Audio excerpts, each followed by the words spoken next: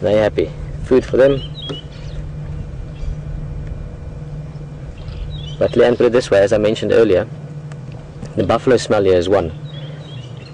But the droppings of the lions, especially as this carcass progresses, it's a smell that certainly tells you it's a big predator eating lots of meat.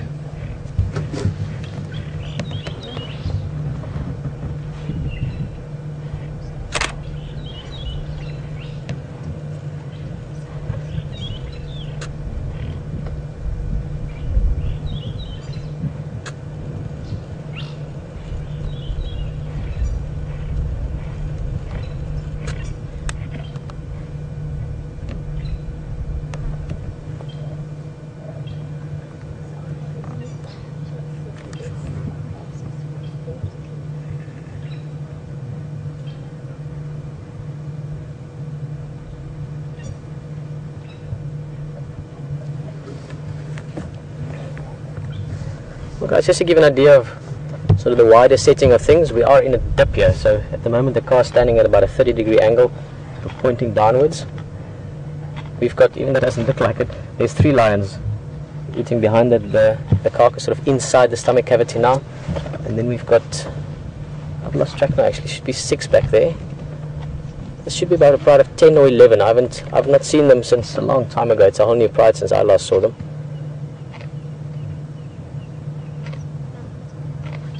But they should be, the last information I had on them before coming out, it was 11 in total. But so far I've definitely seen 9 of them.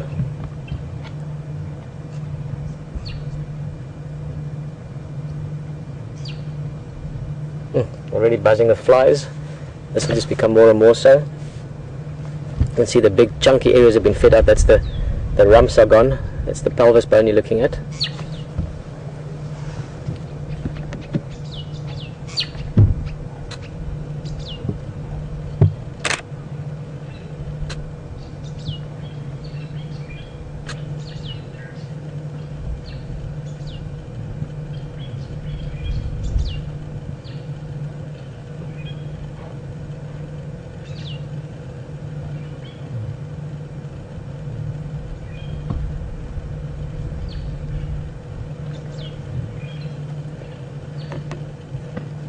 They're licking the meat as well.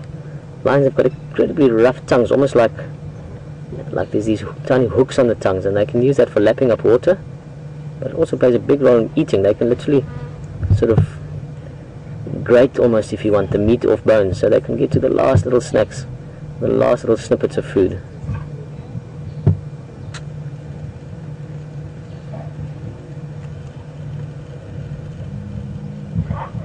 Oh, there's a bit of tension again. You can just hear that low, and then the little cuppers being submissive from the sound of it.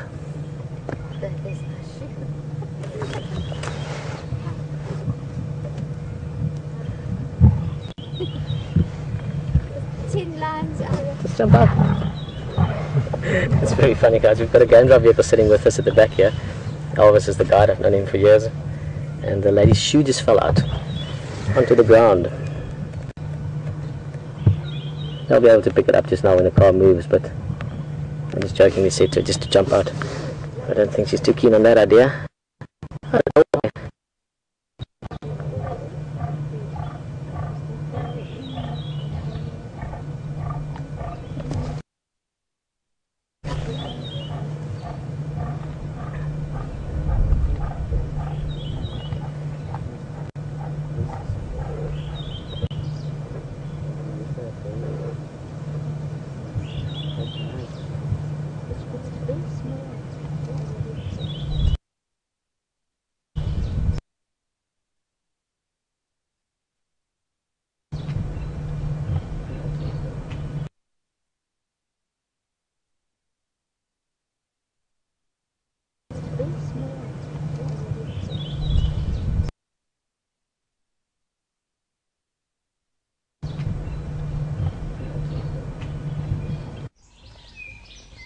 Start and end your day on safari.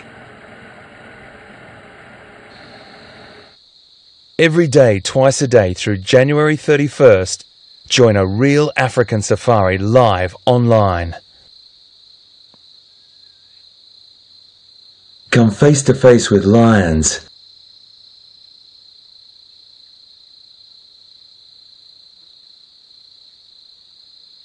leopard,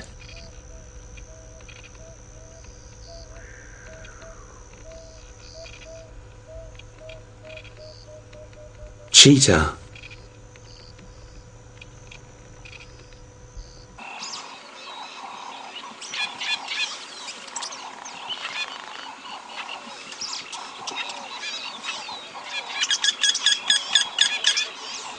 Hello everyone. Being out in the bush and being out there live has its technical challenges. We're experiencing some of that now and are working on it as fast as possible to get it sorted and get you back on the vehicle with us.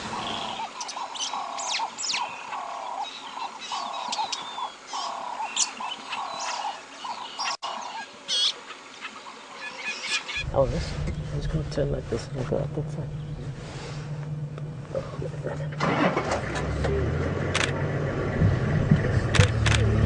I'll get your shoe for you, don't worry, when I turn I'll pick it up for you. Alright.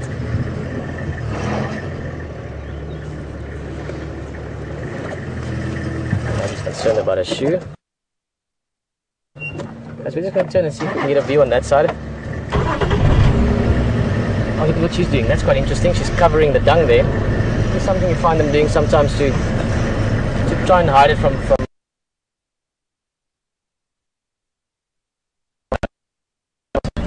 that could in turn attract their attention.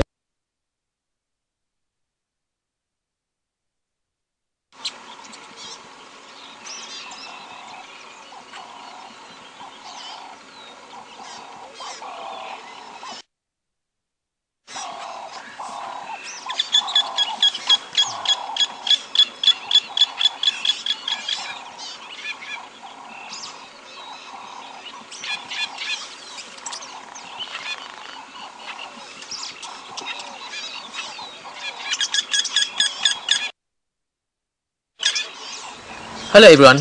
Being out in the bush and being out there live has its technical challenges. We're experiencing some of that now and are working on it as fast as possible to get it sorted and get you back on the vehicle with us.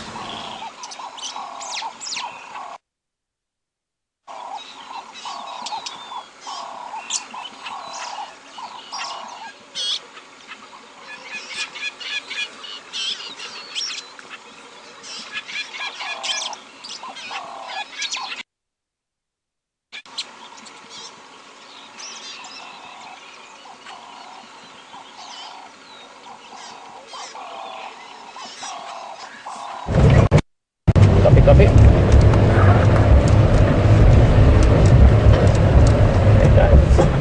little bit tricky. We are right in a dip, or as we call it, a drainage line. So if signal breaks up a little bit, just going to try and move around to the other side. There will be various vehicles joining from the lodges for this. Obviously, it's such a magnificent sighting. Let's see if we can get a view on the other side of the place. It's maybe a little bit trickier to get into, but should be a fantastic view though. I was just seeing that spot to sit there.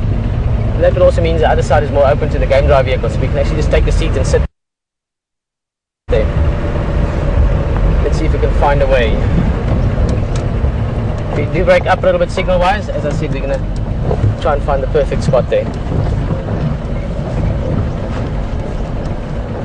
Bumpy section here.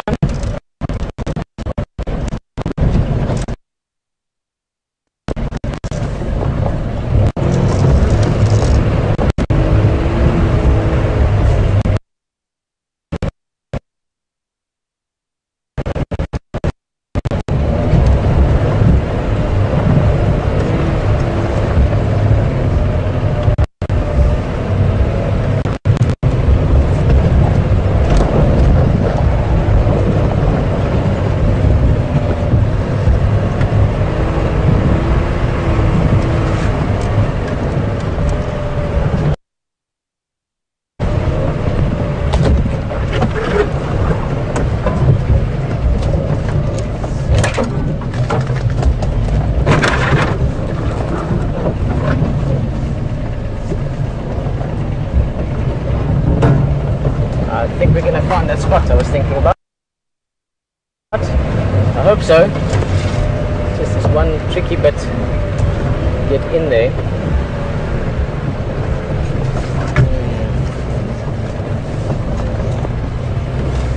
don't speak too soon.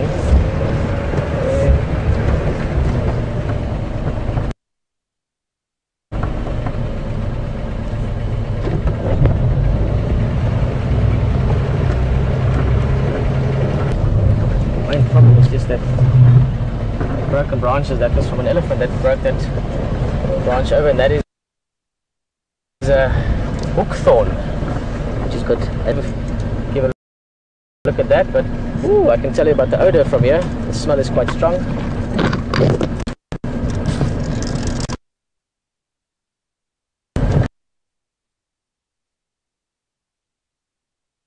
Looking now, Will. Okay, copy. Brilliant. As I said, I was a bit concerned over the location. We're right in the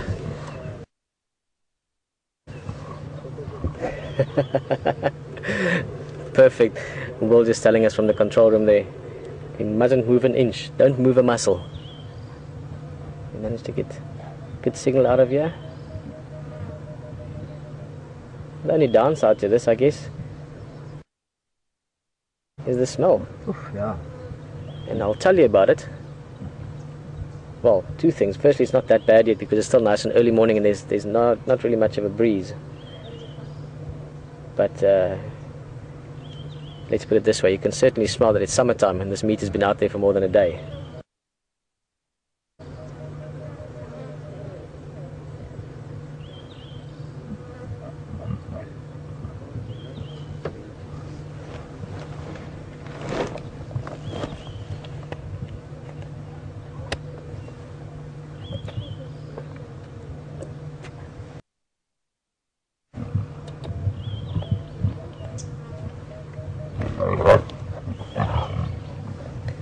Always love those sounds around a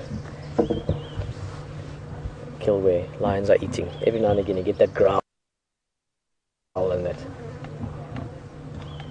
communication between them basically, but it's just such a wild primal sound when you hear a big cat growl. It certainly quickly reminds you that not that long ago, in the last few generations, we had to be concerned about these cats.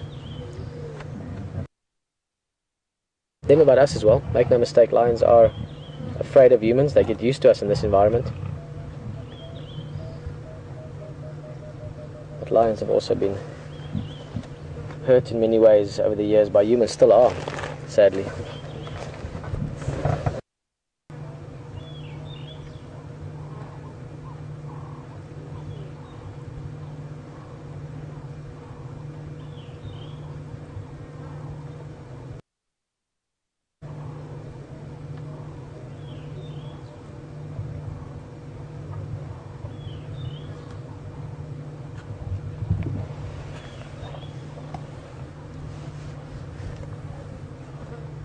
To be fair, the smell is not that bad yet. We could smell it strongly just now, and then the breeze just turned a little bit.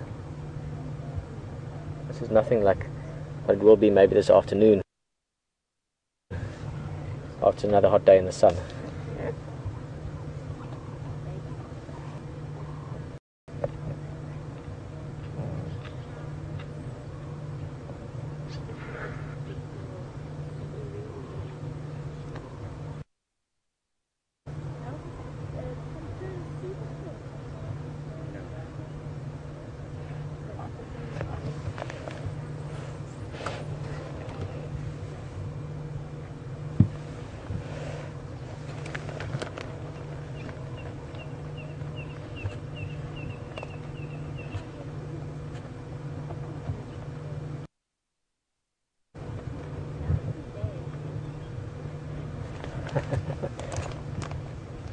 It's called falling asleep on your food.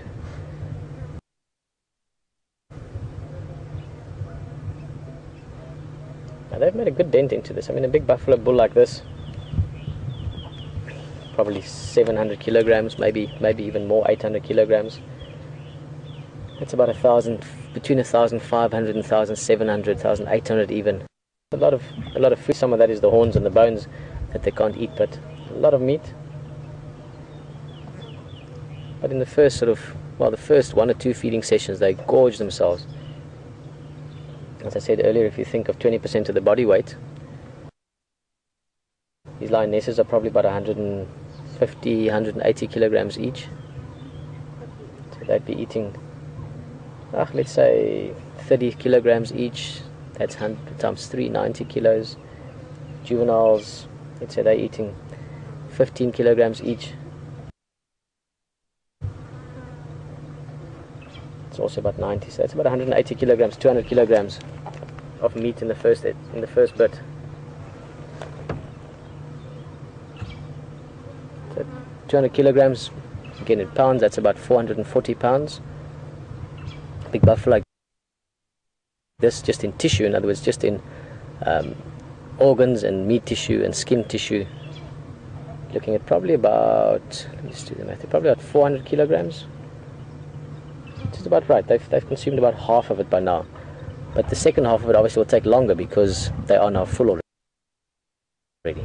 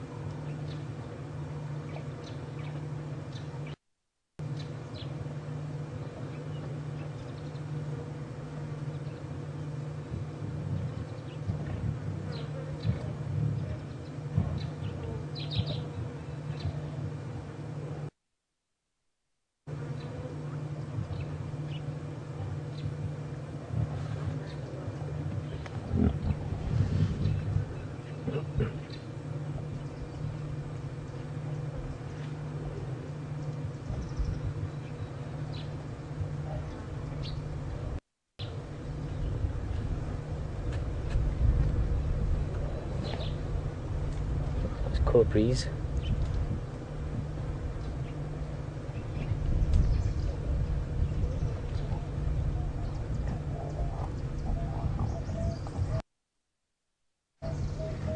And they'll feed throughout the day, but you typically find that, again, temperature related. During the mid part of the day they'll be focusing more on resting and sleeping. So like a good feeding session this morning, a little bit here sort of during the day, a little bit now and again, and then a good big feeding session again this evening.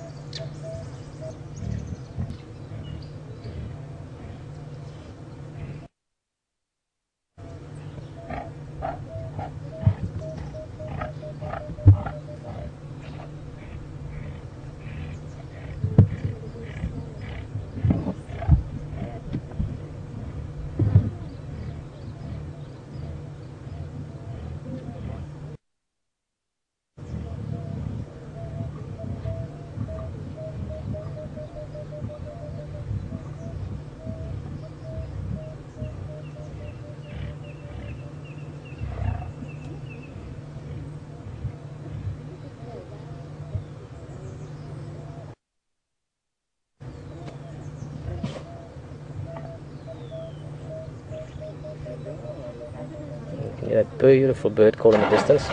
The bird call I actually started talking about yesterday, emerald spotted dove or green spotted dove. A very typically low felt sound that in the background every now and again you'll hear it. It's one of the game drive vehicles moving out. It's one of the vehicles changing there. Bill is just asking, hello Bill from Canada, about diseases and if there's any diseases passed on from prey to predator. In this case, bovine TB is a problem that buffalo exist with. It's not really a problem for them, generally speaking. It is something that have migrated towards lions as well. But then again, if you do find that disease in other animals as well, baboons for instance. is something that you do see some lions. I remember way back, this tiny pride that was in this area. Eventually, a few of them you could see the effects of TB on them.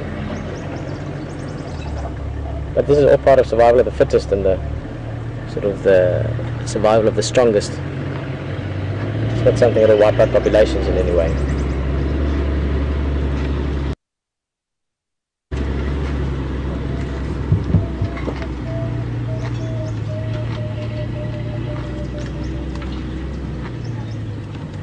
See the dove calling again.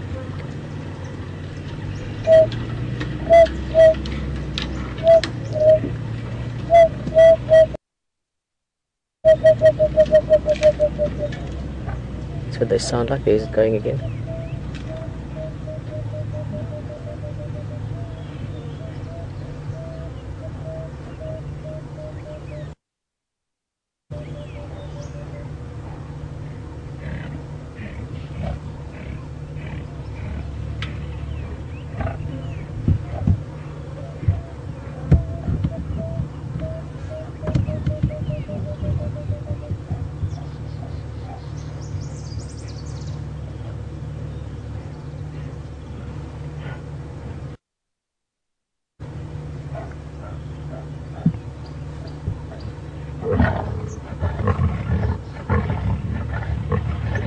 Low rumble again.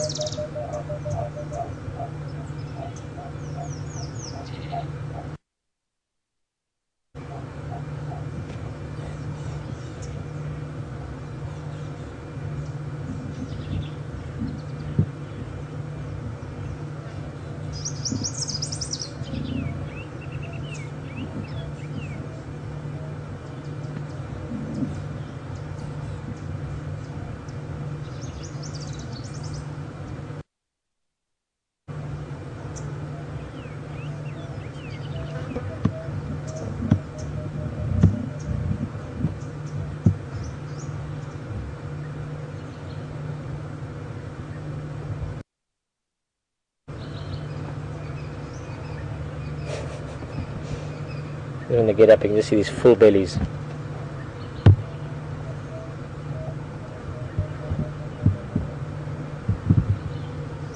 You get the flies buzzing. There's many different kinds of flies, but some of the big blowflies and different species there. What we call brommers in Afrikaans, the big ones.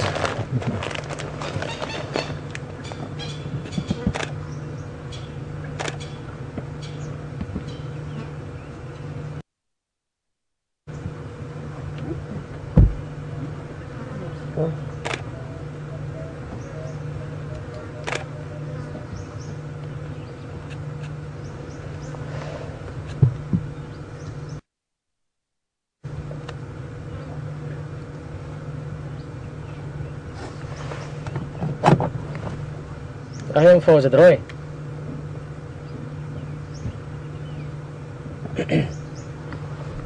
Yeah, if you can just pull in, we've found a space on the other side of this Kovanin, so the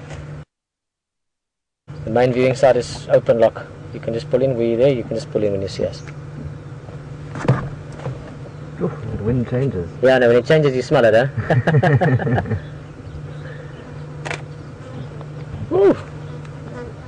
Buffalo Yeah, side. there we go.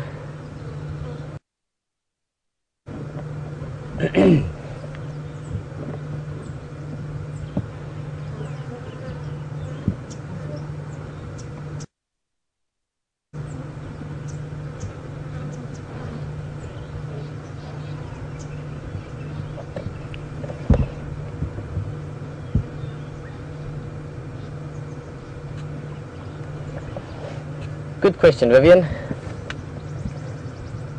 Vivian is from Chicago and just asking when will the other scavengers arrive. We will actually, we're sitting now, we're a little bit surrounded by trees, but in the vicinity there's already lots of vultures, probably a good 30 or 40 vultures sitting in some of the trees further away. Jackals and hyenas, I'm sure they know about this already. But at the moment the lions will still be quite strict in allowing other predators close by, even hyenas. And if they come close, they'll chase them away. And the vultures only once the lions give them some space. So probably still a while. They're aware of it, they're around. But it's one thing to be knowing about it, it's another thing to get access to it.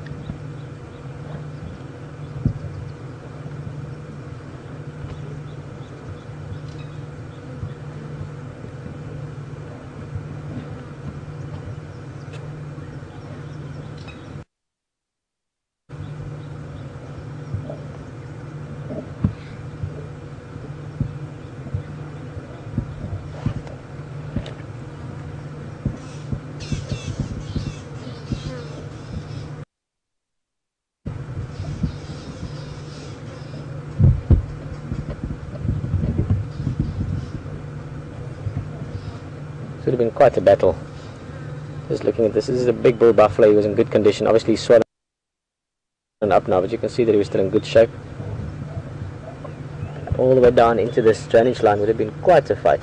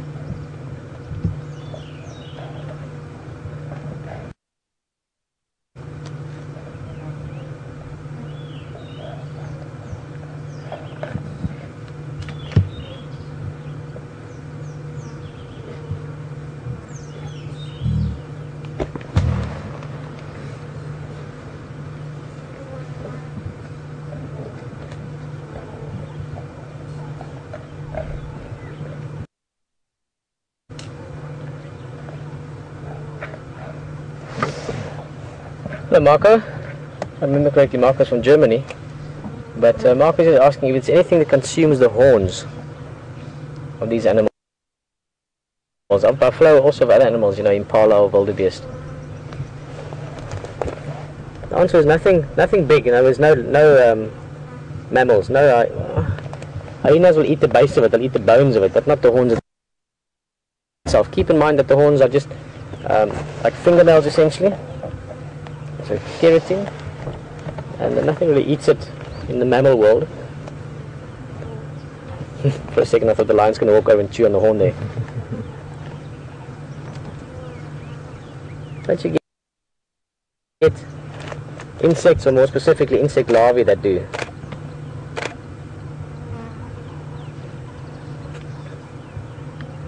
I've forgotten the name of some of them, but you get the larvae from, I think it's horn borers or horn boring beetles that over the years break them down and destroy the horns.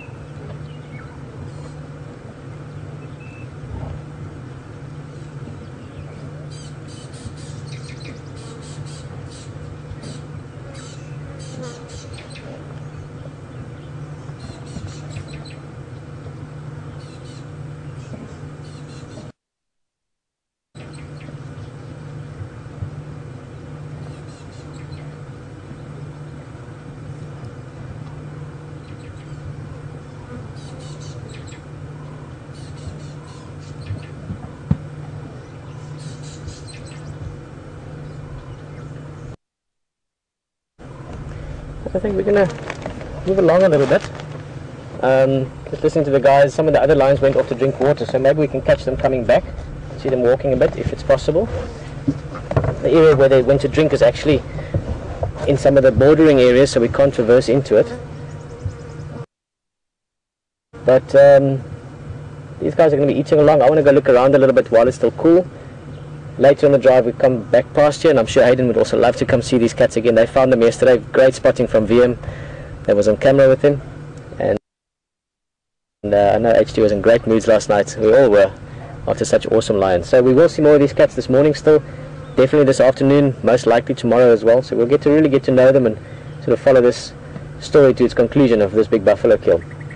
We might be breaking up a little bit, so we'll try our best to move out of here sort of slowly, but you might go to HT, drive around with him for a bit, see what he's up to this morning, and then we'll just see what the rest of the day brings. It's still early, just after 7 here in South Africa, so we've still got about 2 hours of game drive left. So okay, so yeah, lots to look forward to. Okay, well, let's just see a little bit there. The one lioness is moving. Let's see what that's about. You can see how they're sort of almost moving around each other. Great deal of respect amongst these cats as well. I mean, they're obviously close. They are a pride, but they do allow each other a bit of space, especially around food. They know there's competition, and they, even though they growl and make a lot of noise, they don't really want to hurt each other. It happens sometimes, but it's not the intention. Ultimately, they are a close group, dependent on each other for various things, mainly for catching big prey species like this buffalo, and for keeping the pride safe, if you want, from other predators and from other lions.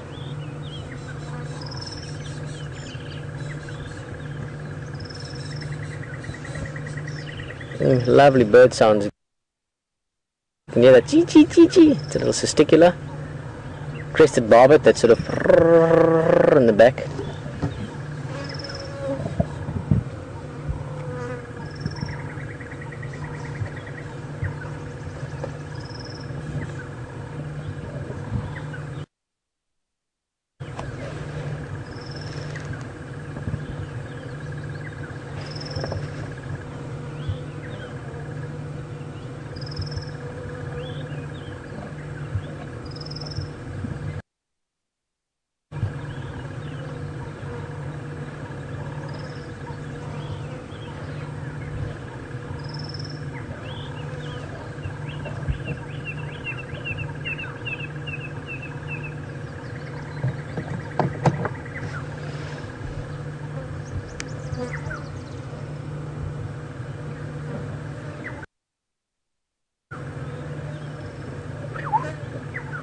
black-headed oriole calling, bright yellow bird.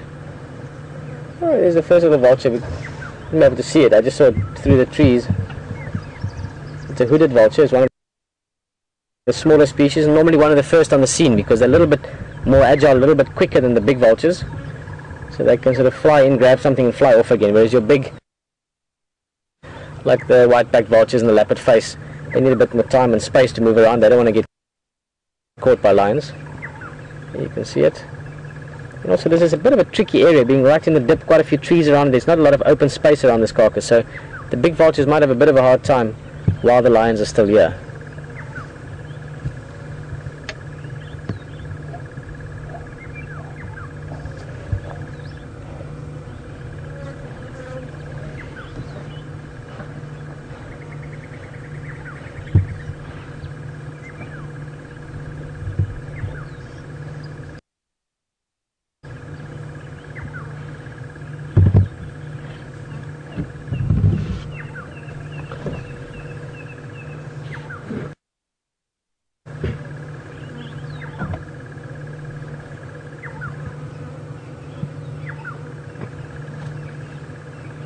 You're really getting in there now.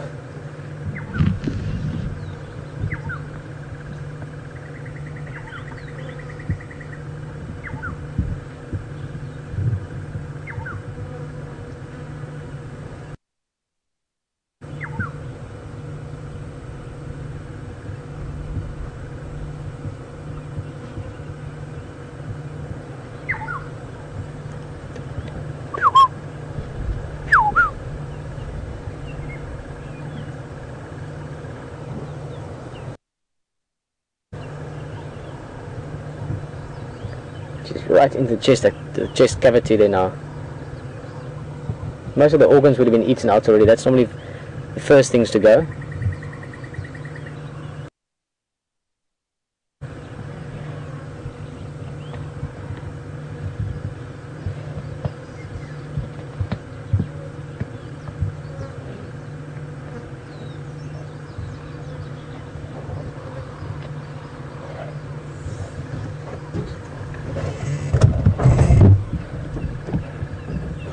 And slowly move back up. Should be going higher as we move back, so perhaps you can stay with us. I'm going to try and catch those other lions if they are still walking along the road from drinking. That would be awesome to see. Oh, sorry.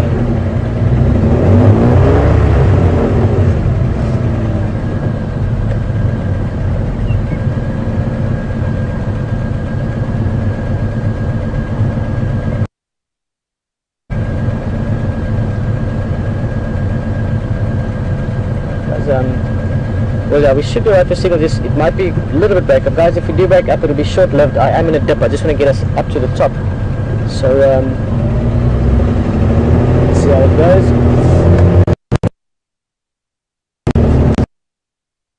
Body weight, so that would be like me eating a 16 kilogram steak. I can't even imagine that. 16 kilogram steak. I can't even imagine that. Oh no, they're not walking. They're just sitting down in the bush there.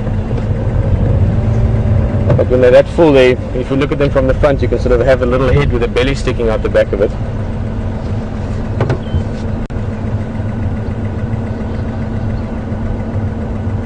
I'm just going to show you there. I don't think we're going to stay with them that much longer now. I was hoping they're going to be more mobile, but I think they've had their feed for the morning, they've had their drink, and now they're going to have, quite soon, their sleep. Here's one lioness, one of those young ones coming through on the left. Oh, such beautiful cats. Amazing.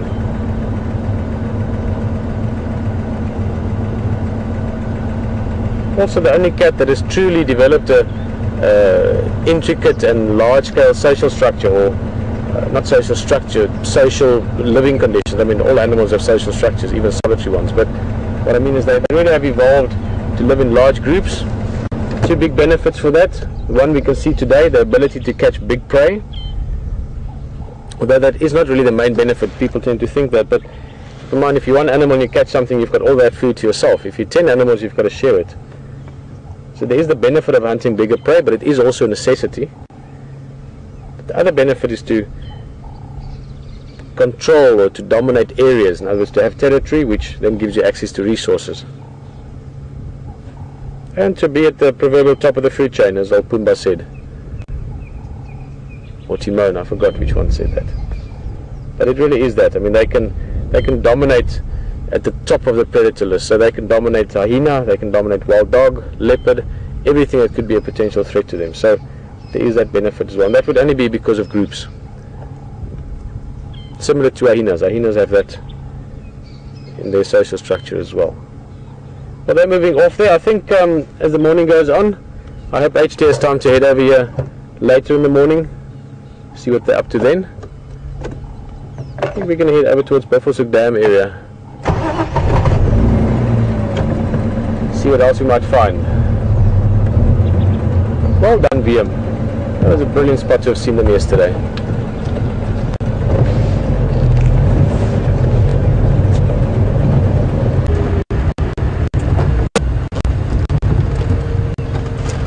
I just got a message from Jen in Clover, South Carolina, and Jen wants to know, hi Jen, and welcome, thanks so much for joining us, wants to know, when I refer to animals with whiskers, who am I talking about? Well, I'm talking about mainly leopard and lion, but anything we can find, like cheetah as well, and you know, they're a lot rarer to find, really difficult to find, so I like to try and head over to areas that might cross over between habitat that leopard would like, but then to the peripheral areas of that habitat, maybe there could be cheetah. Now I've seen cheetah in loads of different habitats, even habitat like this. This is perfect. A little bit of cover, open enough to have a really good hunting area. But then I've seen them in quite close woodland as well in places like Zimbabwe. So predominantly they do frequent the more open areas. That's the way where they like to hunt, because the speed is their assault tactic. But it's always good just to have a bit of a look around, and Arathusa has got some of these really lovely open areas, so that's why I've come down here. So mainly leopard, lion and cheetah, and you know, when I talk about that, I talk about all the predators. So when I say whiskers, I mean anything with the cats, but then the wild dog and hyena and everything else as well. So mainly cats I mean by that, Jen, and yeah, hopefully we're going to have some luck. But I think Pete's already on some of those wonderful whiskered friends of ours as well. I just better make sure I go down the wrong or the right road. There's never really a wrong road.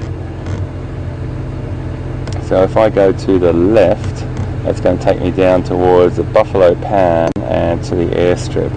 Right, left it is, my friends.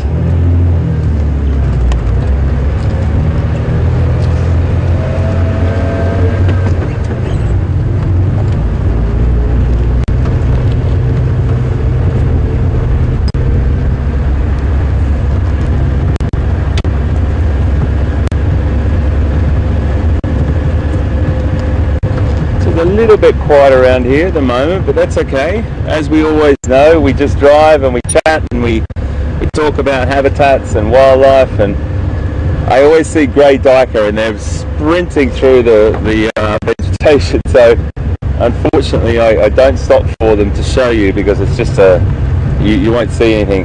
We saw a couple the other night that were sort of bedded down in the evening, and if that occurs again, or if we do get one that stops, I'll definitely stop and try and show you. They're a really interesting little antelope. Duiker in Afrikaans means diver, and that's exactly what they do. They scoot through the vegetation, they dive through the vegetation. That's where they got their name. They're a beautiful little antelope.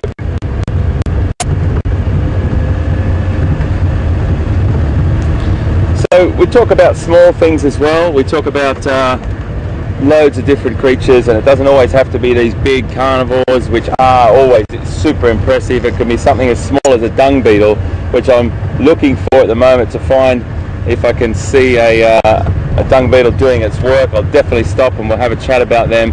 Fantastic scarab beetles that basically work with dung, and we'll have a really good look at that as soon as we find a couple.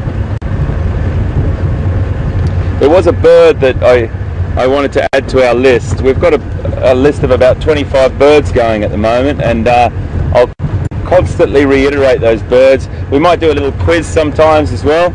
After a couple more weeks, we might get to a point where I'll just show you the bird and then maybe get people to tweet, "Oh, isn't that cool? Isn't that a fantastic?"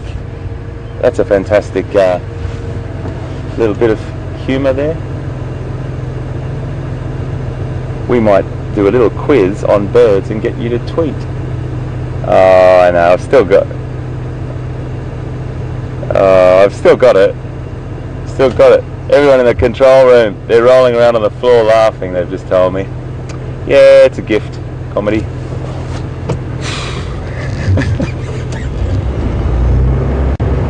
Yes. All about timing, they're telling me in the control room. All about timing.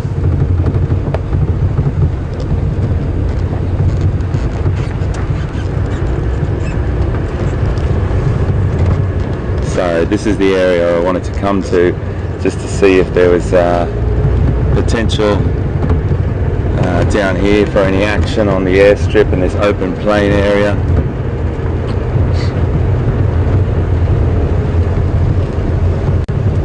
So we'll just carry on along here a little bit. I might do a bit of a loop and go around.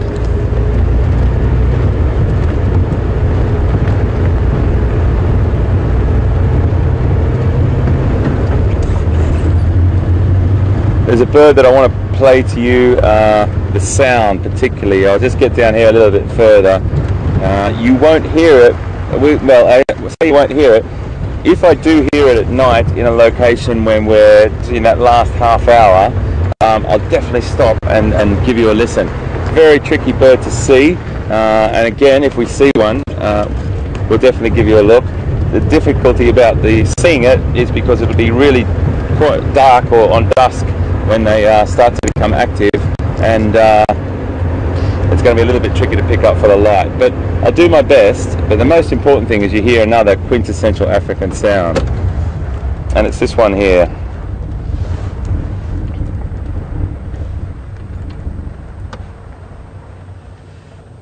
It's called the fiery-necked nightjar.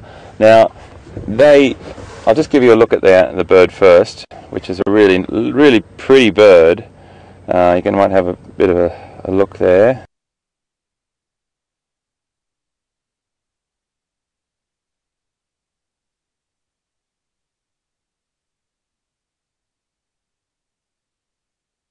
Looks like in flight, and you normally see it in flight. Amazing wing patterns and tail patterns as well. And all those nightjar insect feeders, and they'll sit on the roads and they'll utilise the heat that's kept on the road, and loads of insects still fly off there, and they've got these fantastic little fine feathers around their mouth, and anything that brushes past them they take off after. But the most important thing that I wanted to tell you about them is this: the call is a quintessential African sound that you hear at night, and this is what it sounds like.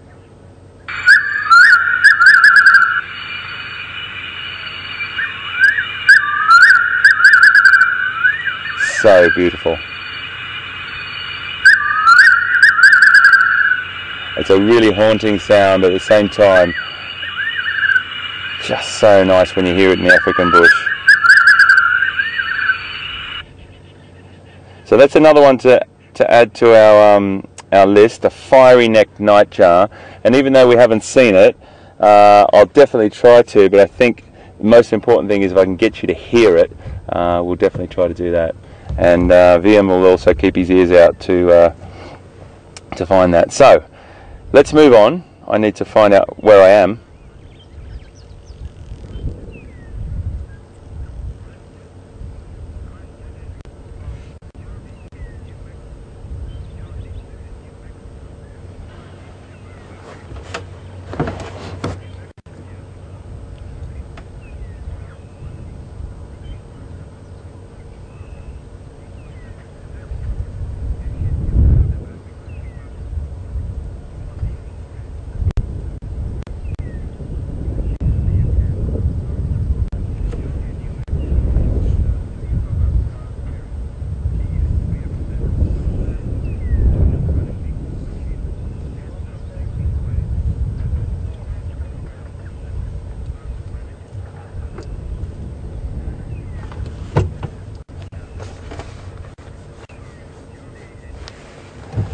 I'm sorry I'm smiling, guys. I'm just listening to a long message. And okay, see if I get this right.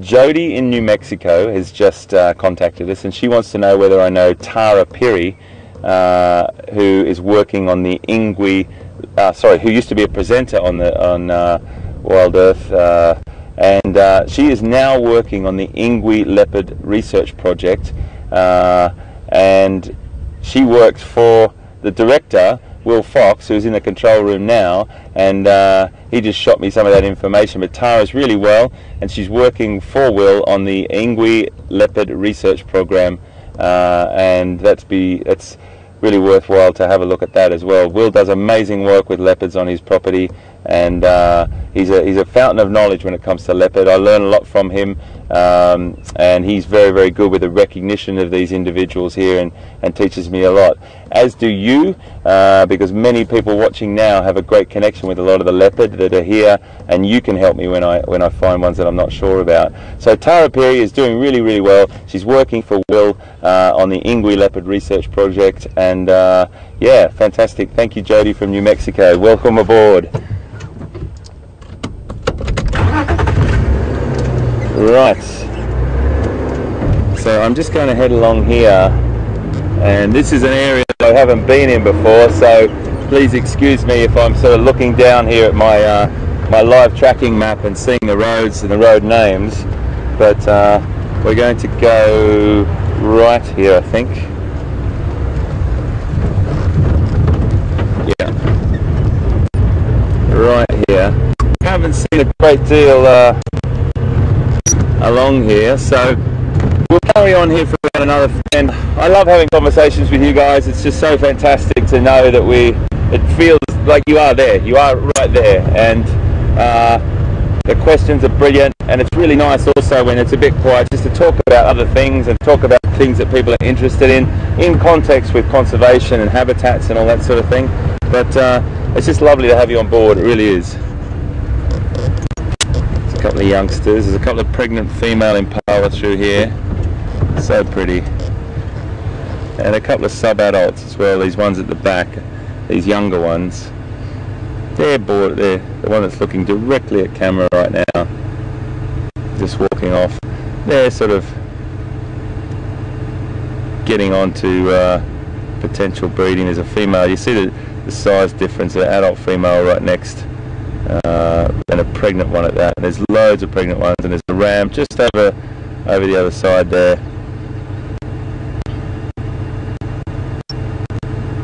Those little tail wags are just like little contact sort of displays. They wag that little. Well, welcome back this side. Hope you enjoyed the drive with HT, and we just came past Twin Dams. Always a good waterhole to check. This time of year, any waterhole is a good waterhole to check. And we came upon this lovely scene. A couple of buffalo, and one of many of my favorite birds. Just in the foreground there, beautiful, beautiful bird called a saddle-bill stork.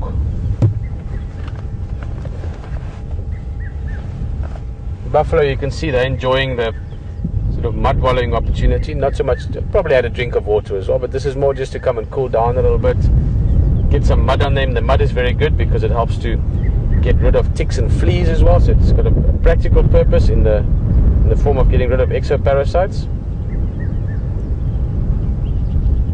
And of course, this beautiful bird, extremely striking bird.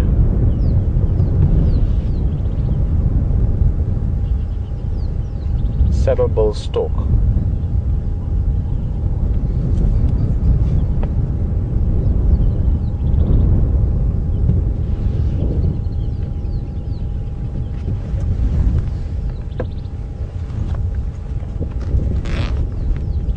Always nice to stop. As I said, any of these dams, any of the waterholes are great. This particular one is one of my favorites. Twin Dams, it's actually funny, it's actually just one waterhole. Twin Dams used to be two dams, but then many years ago they breached the one wall just to enable to more create more free-flowing river system, and they just kept the smaller of the two dams that's fed by like a little side stream.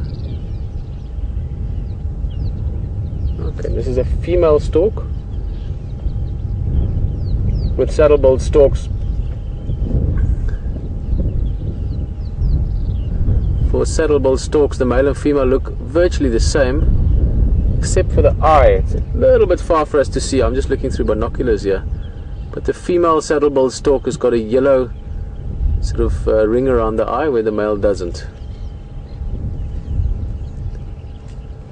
I don't see him, but you do very often get them together. They're normally in pairs. In fact, the other night when H and myself were on drive together, we saw the two of them here.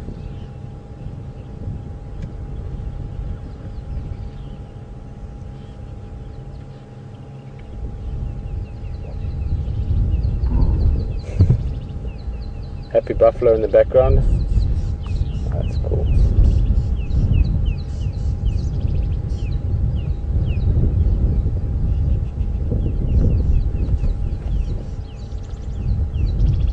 Again, little bachelor group, about 6 or 7 of them, the buffalo. Big males together, no females, no calves, just bachelors.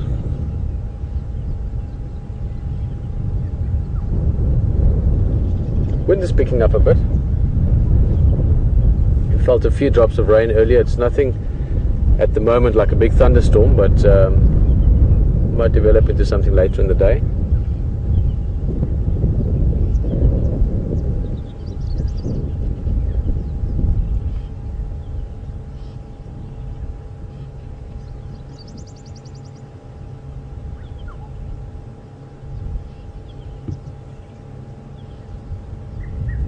That's a happy place for buffalo.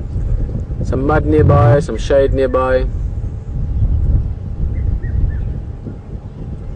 And they've probably had a good feeding session this morning. Typically buffalo sort of feed quite a bit in the morning, and then they settle down later in the morning during the hot part of the day and ruminate. So chewing the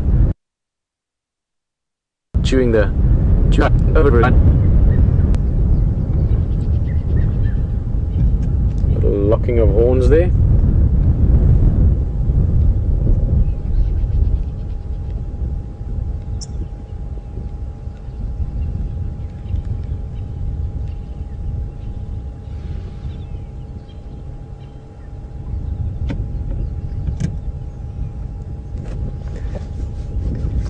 Well, Hayden is driving around the sort of the other side of this area. Well, if we could check with him on the radio, it'll be nice if we could maybe even meet up at the lines if there's enough time. Time always runs out when you're seeing fun things. But let's just see what he's up to. HD again.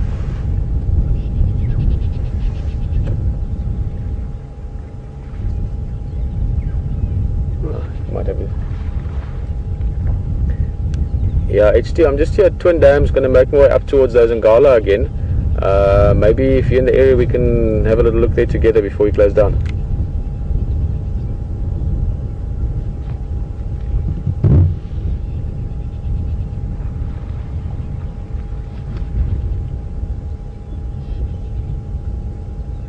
Alright, I should be there in about 20 or so. Oh, nice wallow. While watching these buffalo, I'm keeping my ears open as well. There's some Franklin's earlier alarm calling in the riverbed. Just to our right hand side there's a drainage line. And now I can hear squirrels calling as well.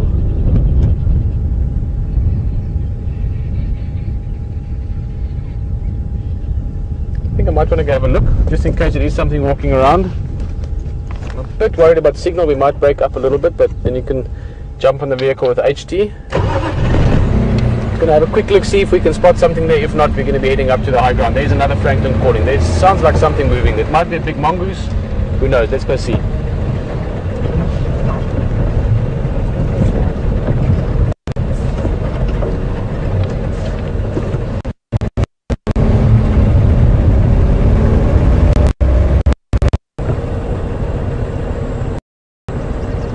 Guys, well, welcome back here on the vehicle on this side with the jigger. Just to show you quickly, we've got a couple of impala here.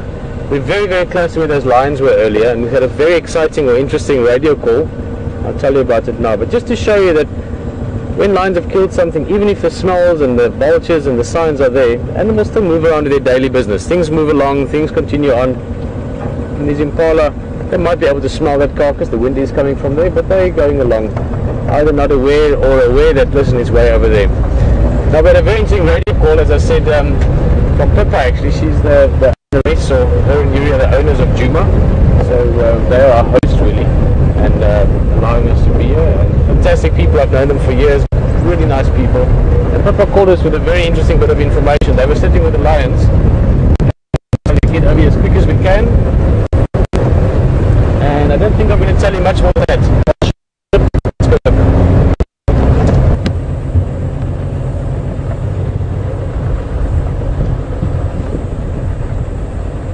Pippa Angela. Want to join you guys?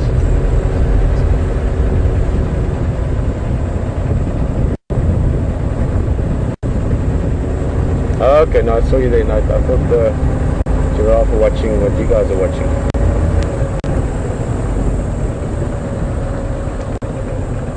Okay, copy, thank you.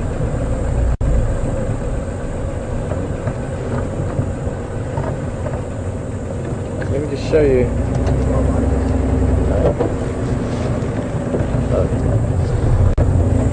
It's really interesting there.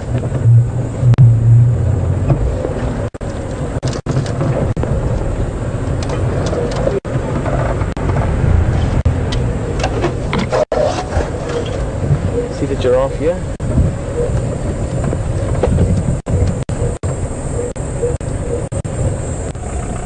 They obviously have good eyesight and they've been keeping an eye on this as well. You see it? The giraffe are watching the lions. Obviously they need to keep an eye on them. They don't want to have happen to them what happened to the zebra. But let's not try and keep the suspense too long. Although this has got an idea of the giraffe. Let's go show you what the lions got up to while we were away. Beautiful journey of giraffe. We've got 1, 2, 3, 5 of them.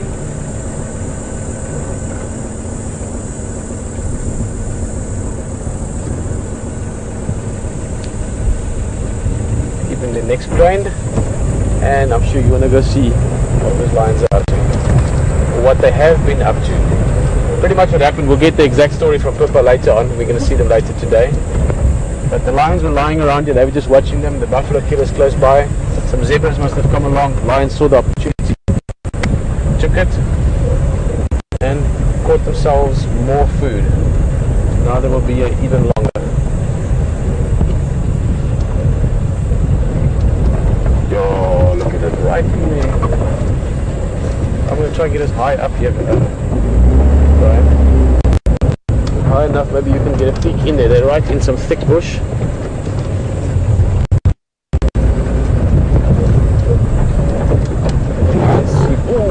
Growling going on. Let's see if we can have a peek in there, otherwise we'll try and get us around the other side.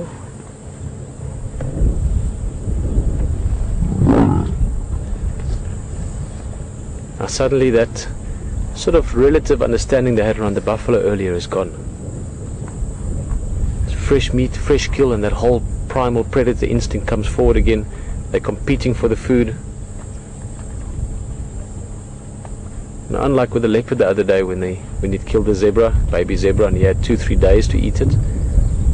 9 or 10 lions on a young zebra, even if they're full from the buffalo, this will be only little scraps that's left by the end of the day.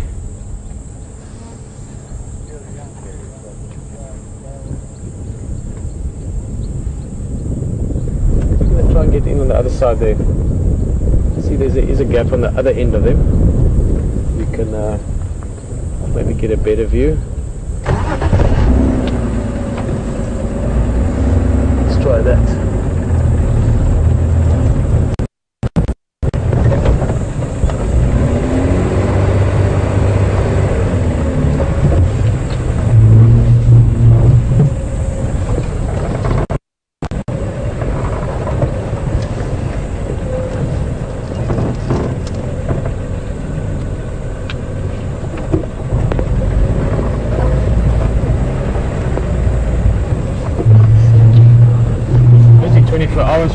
lions.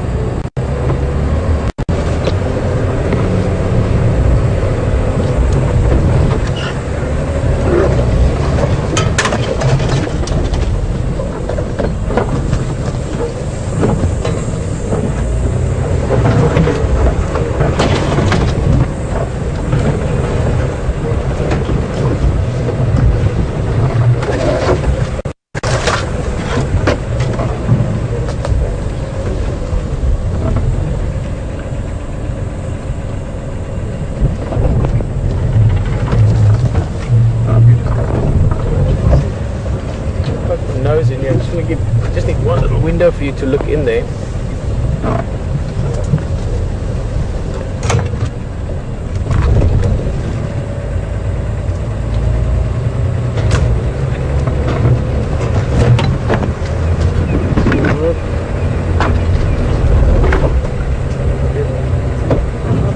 How's that? Yes.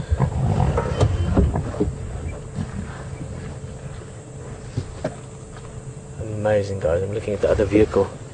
Oops, sorry, I must see where I can talk to you from. Other vehicle here from Voitila, Texan, the guide with him. You all know about Texan by now. This is one of those very... Primal is the best explanation for it. You can hear the growls, you can see them tearing into the food. Less than an hour ago this was still a zebra, now it's sustenance for lions. Ensuring the survival of these cubs or giving them a better chance. Lionesses, the young male, he's the guy on the left hand side there. That guy there, he's a sub-adult male. Quite soon he'll have to leave the pride and have to look after himself.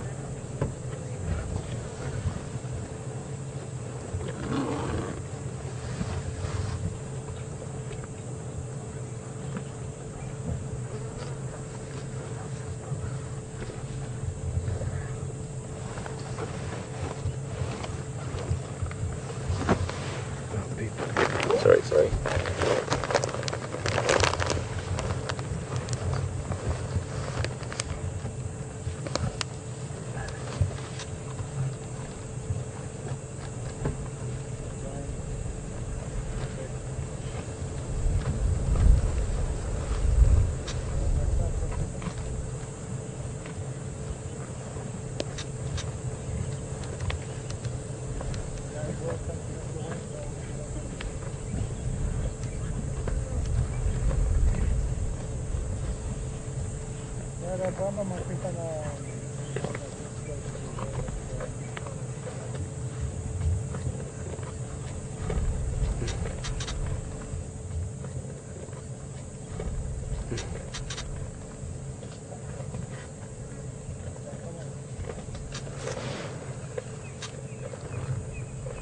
Guys, just a reminder again that for lions, for predators in general, they don't know when the next meal is there. Herbivores, things that eat grass or leaves, the food is there, they must just find it and eat it. But with the predator, the next opportunity might be a long time away. So when there's an opportunity like now, even though they have lots of food around the corner, they take it, because who knows when the next chance is. Meat in the belly is meat that's yours.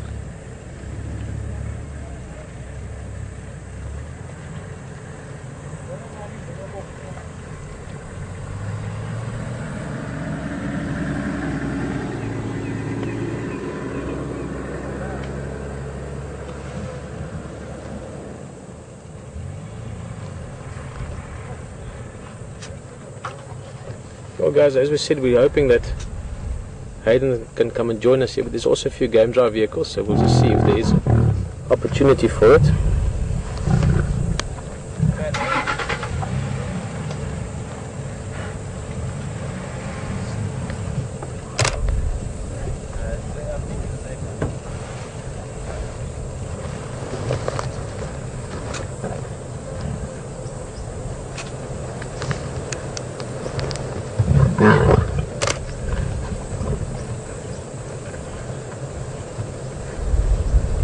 Andrew.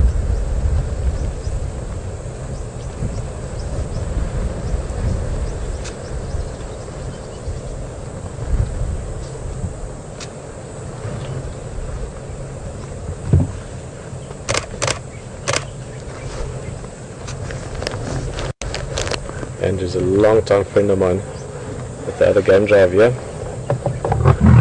Standing by, HD.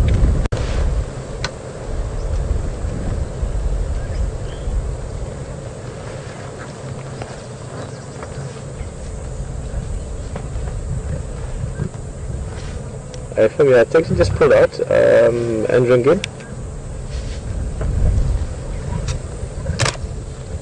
Yeah, Andrew, do you mind if HT joins us from the other side there? You can call me anything before. HT, they're in a clump here, it's quite thick. But there's a little window sort of on the fire break side from them, so you can join us here if you can find a little gap.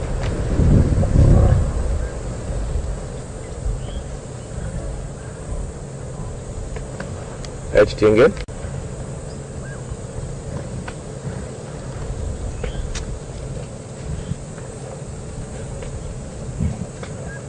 Yeah, no, it's just more a matter of finding the little view that a window that you can see in. So we'll see here.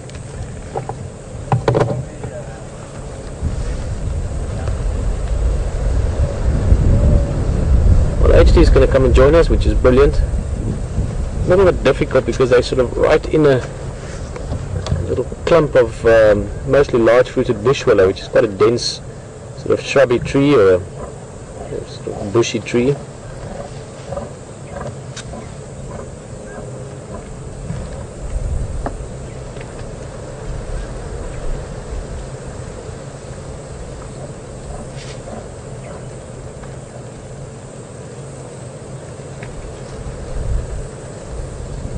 I could only see a glimpse of one leg there, but it looks like it wasn't a very big zebra, a young calf or a young foal.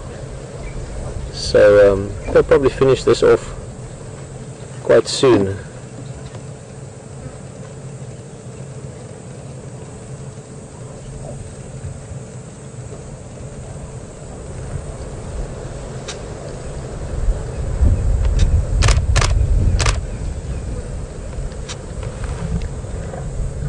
Okay, yeah. I think it's actually a good thing we just discussed it there also from control side. Hayden's not going to join us for now because it is a little bit thick in here. We'll see if a good opportunity arises. But for now we've had the same part of lions on a kill within 24 hours twice. Shows you the bush never ceases to surprise.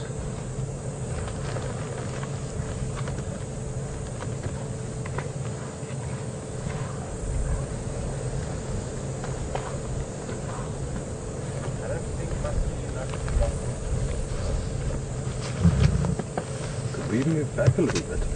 Move back a little. Then it gets rid of this tree in front here, those leaves.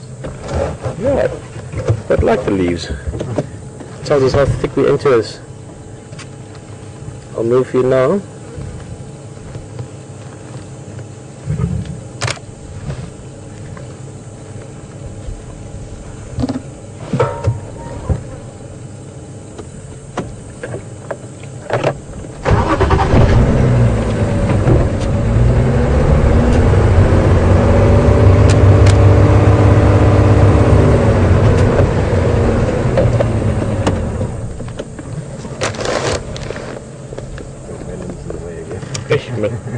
My head is in the way.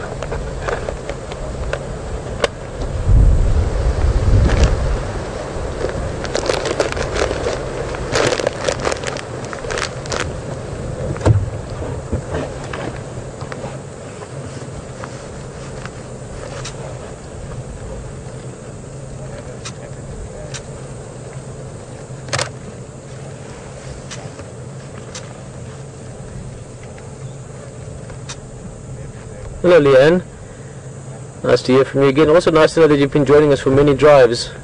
Just referencing back to the wild dog kill from the other day when they went to fetch the pups, and asking if lions would do the same. Yes, they would,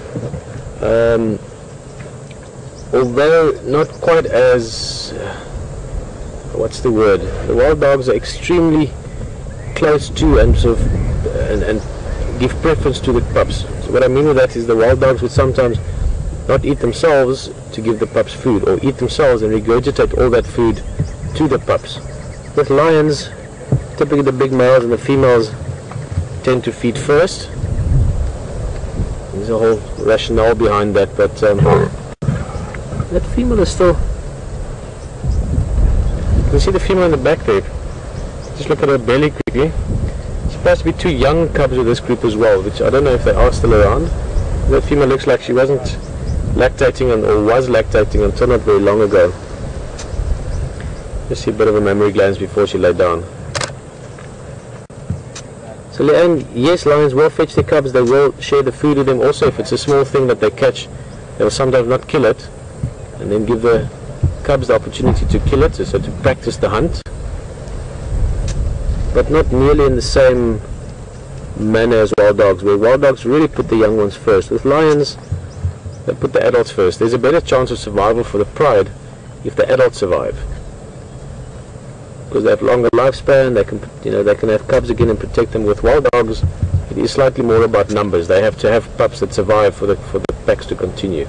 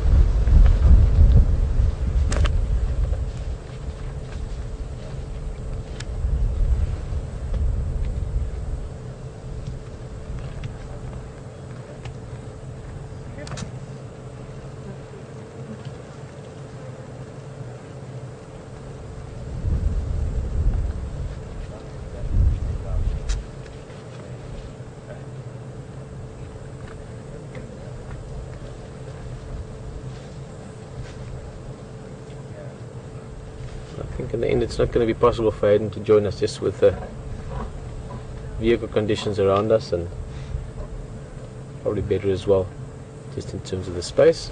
The other guides are so good for us. They're really helping us get into sightings and everything, so it's good to allow them some extra space, so to speak, as well. But what I was actually thinking about is that I can come as close to as possible to guaranteeing that these lions will be here this afternoon. I still have a lot of buffalo left to eat, and then of course, now having eaten the zebra as well, or finishing it off, it's going to be full bellies, lots of sleeping, and I think more eating and feeding activity and pride activity later afternoon, especially if it cools down. See what happens today. Maybe a bit of rain. It's one of those sort of odd days. I can't really get a feel for the weather. It's a bit windy now, clouds are building up, it might turn into a thunderstorm later, might not. And we'll definitely be back this afternoon unless weather doesn't permit, if it is raining very hard. See what these guys are up to. What else have they done for the day? I mean, this morning we left them thinking, oh, this is almost sleep time now, and then they went and caught a baby zebra.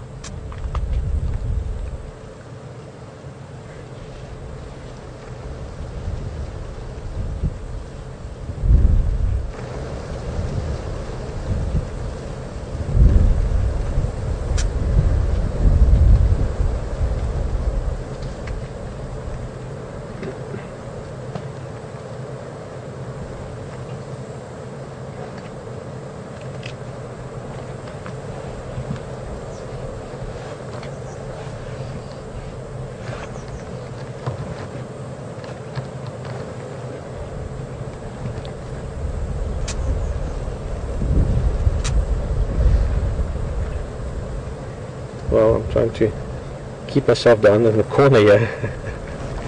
Guys, it has been a phenomenal morning. Great lions. I mean, to sit here, as you can see, we're right there with them. They're 8 yards away. And it's been fantastic. As always, thank you for joining us with WildEarth here in the Sabi Sands. And we will have a drive again this afternoon. Great that we are seeing these cats. I mean, seeing a lion any time of the day is always good, but obviously building up to Big Cat Week, this is what we want to see, this is what we want to experience, get to know them as well, get to know the pride in the individuals. So it's been a brilliant morning. This afternoon we'll see, maybe both of us can make it back, definitely HT will, weather permitting, because now I'm more and more feeling like we might get rain later on, but we'll see what they do later. But just for myself, Peter, also Brian behind the camera, all the guys in control, Will and Alex, thank you so much for a brilliant morning, and let's enjoy these lions for the last little bit. There's the zebra's head, what remains of it.